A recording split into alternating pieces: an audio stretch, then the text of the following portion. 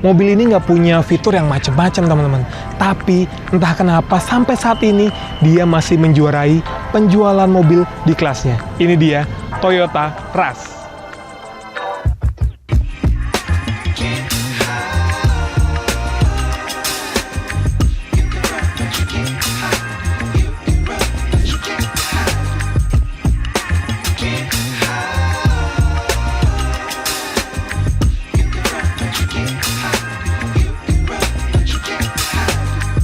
Pertama adalah soal harga.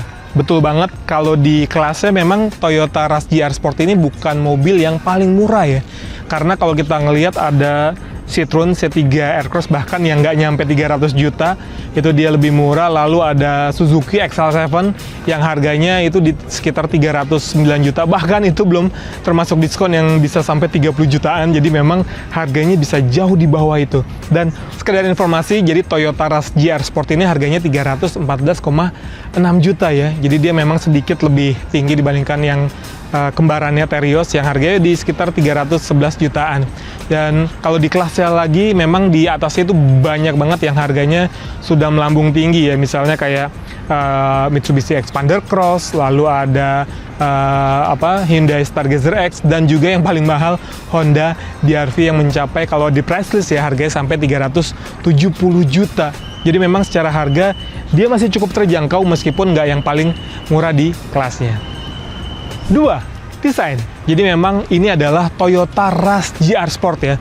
Ini memang mobil ini sudah lama banget, generasinya bahkan nggak ganti-ganti. Ini generasi kedua dari Toyota Rush, dan sekarang memang mendapatkan ada sedikit ubahan ya. Jadi kalau kita lihat dari fascia depannya, grillnya dia sudah ganti ya, dan modelnya sekarang banyak menggunakan aksen-aksen piano black. Misalnya di grill, lalu dia ada aksen di bagian bumper sedikit, sama sampai di bagian fog lampnya. Ini adalah ubahan yang terbaru, bahkan sampai kalau kita ngeliat cladding bagian sampingnya ya, teman-teman bisa lihat di situ ada aksen piano black. Kalau yang sebelumnya kan dia masih menggunakan aksen-aksen tekstur kulit jeruk. Tapi tetap plastik kulit jeruknya itu juga tetap dipertahankan, terutama di bagian bawahnya ya, lalu di bagian side skirtnya hingga ke bagian belakang, karena memang kalau misalnya dia lagi jalan ke area-area off-road gitu, dia kan ada kerikil-kerikil atau tanah sehingga tidak merusak bagian yang sudah diberi aksen-aksen piano black. Dan memang secara tampilan dia nggak banyak berubah dibandingkan yang versi sebelumnya, bahkan dibandingkan versi waktu generasi kedua ini lahir ya. Jadi lampunya tetap menggunakan lampu LED di bagian depan, pun begitu di bagian belakang. Jadi memang secara fisik atau tampilan dia tidak ada perubahan sama sekali.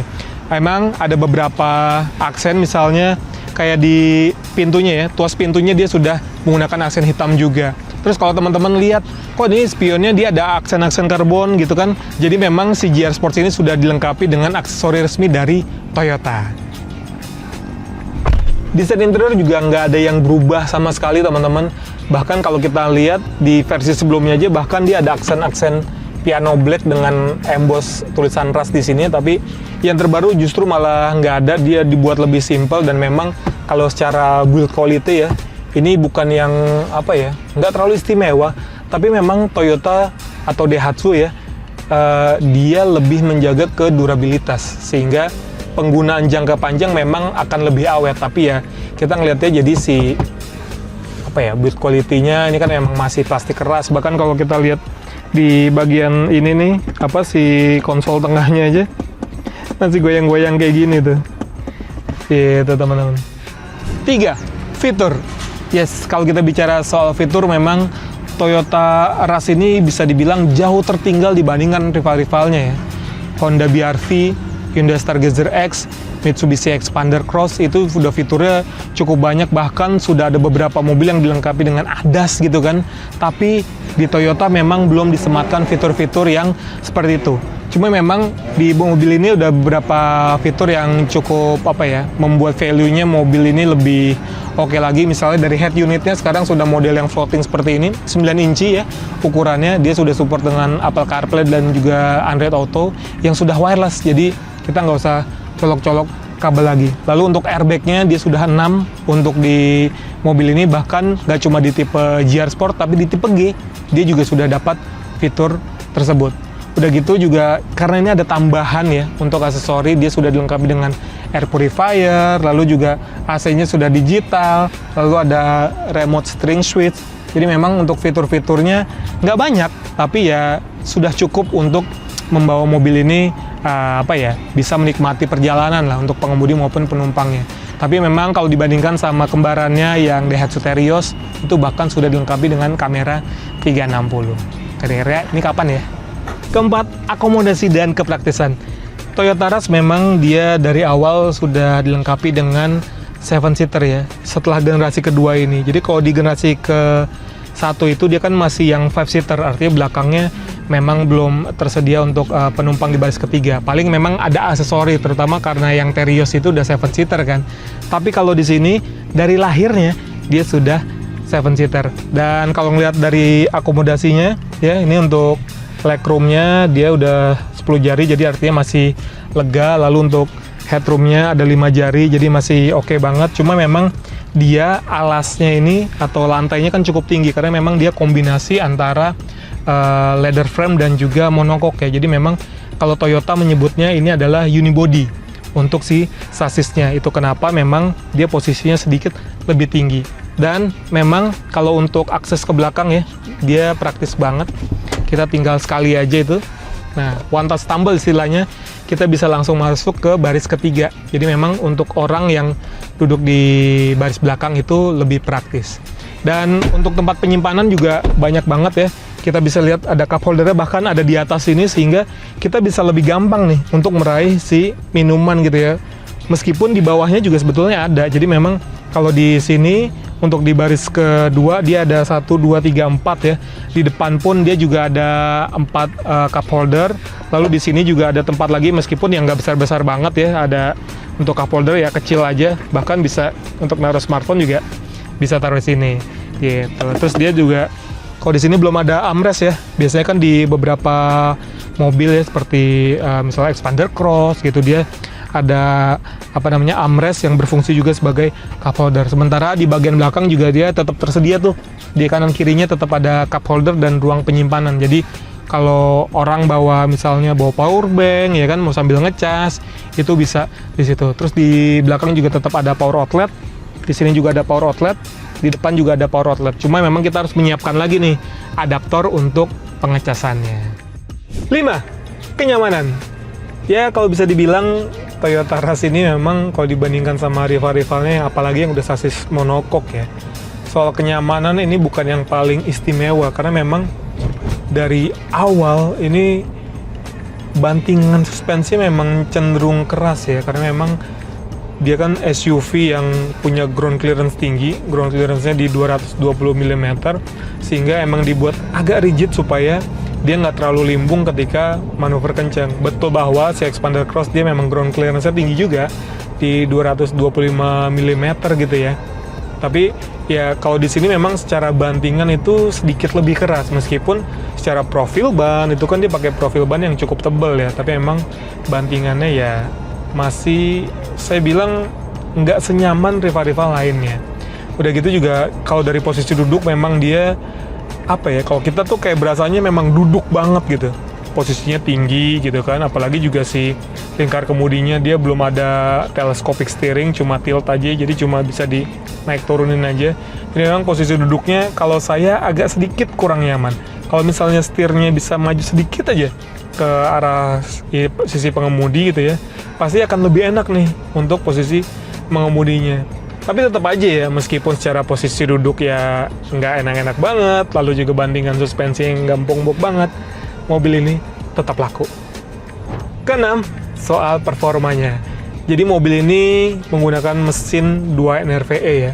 Ini mesinnya memang udah terbukti tangguh, jadi ini digunakan di beberapa model ya, nggak cuma di Rush saja, tapi juga yang di Avanza sebelumnya juga masih pakai 2NR. Dan 2NR series ini juga salah satu mesin yang cukup banyak digunakan di mobil-mobil Toyota ya. Dan kapasitas mesinnya 1496 cc, tenaganya memang nggak gede banget, 104 PS atau sekitar 102 dk lah, dengan torsi 136 Nm. Jadi kalau dibandingkan sama rival-rivalnya ya, kayak misalnya kalau XL7 mungkin masih sekitar situ, tapi kalau dibandingkan sama Honda BR-V. Wah, Honda BR-V tenaganya aja udah 121 PS atau sekitar 119 dk dengan torsi 145 Nm. Jadi memang ini cukup jauh lah. Tapi emang ya mesin ini secara performa ya bukan yang kencang-kencang banget pun begitu, bukan yang terlalu irit-irit banget. Tapi soal ketersediaan spare part. Jadi balik lagi ya, kita bawa mobil atau nyetir mobil, punya mobil tuh nggak cuma saat berkendaranya aja, tapi juga ketika saat perawatan itu lebih mudah, spare partnya banyak, spare partnya murah gitu kan, itu pasti akan bikin si pemilik akan lebih nyaman lagi. Dan secara durabilitas, memang mesin ini tuh nggak banyak keluhan ya, sehingga orang akan lebih pede asalkan perawatannya sesuai dengan buku pedoman ya. Lalu soal transmisinya, dia juga bukan yang pakai CVT atau yang pakai dual clutch apalagi gitu. Kalau di rival-rival kan mungkin banyak yang pakai CVT ya. Kalau Rush tetap mempertahankan transmisi konvensional ya. Jadi otomatisnya 4 percepatan, sementara untuk yang manual 5 percepatan. Dan transmisi jenis ini memang dia lebih lebih tahan penggunaannya jangka panjang sih. Jadi secara durabilitas memang transmisi yang gearbox konvensional ini jauh lebih panjang. Biasanya kalau CVT itu kan ada kayak sabuk bajanya kadang suka hancur kalau perawatannya nggak bagus gitu kan. Jadi kalau ini karena dia gear jadi lebih oke. Dan untuk fitur di mesin ini dia juga ada tambahan sekarang mirip seperti mild hybridnya di XL7. Jadi ada idling stop ya. Ketika misalnya kita berhenti, misalnya kemacetan nih, kita berhenti kayak gini aja nih. Coba ya, kita berhenti sampai berhenti sempurna, injak rem lebih dalam. Nah, mesinnya akan mati nih. Jadi memang durasinya itu berdasarkan ada beberapa faktor sih, misalnya suhu AC-nya juga ngaruh gitu ya. Terus keperluan kelistrikannya, karena kan bedanya dibandingkan si XL7, ini dia nggak pakai baterai tersendiri ya, kayak sistem mild hybridnya si XL7. Jadi dia nggak punya cadangan tempat penyimpanan energinya untuk si penggunaan kelistrikannya. Jadi ya udah, ini cuma terbatas. Tapi kalau kita lihat ini udah hampir berapa nih? Tuh, sekitar 30 detikan dia bakal nyala lagi, karena memang suhu AC-nya udah mulai panas, dia bakal nyala lagi. Tapi efektif ketika si mesinnya mati, kan bensinnya langsung cut ya. Jadi efisiensi bahan bakarnya jadi bisa lebih baik lagi.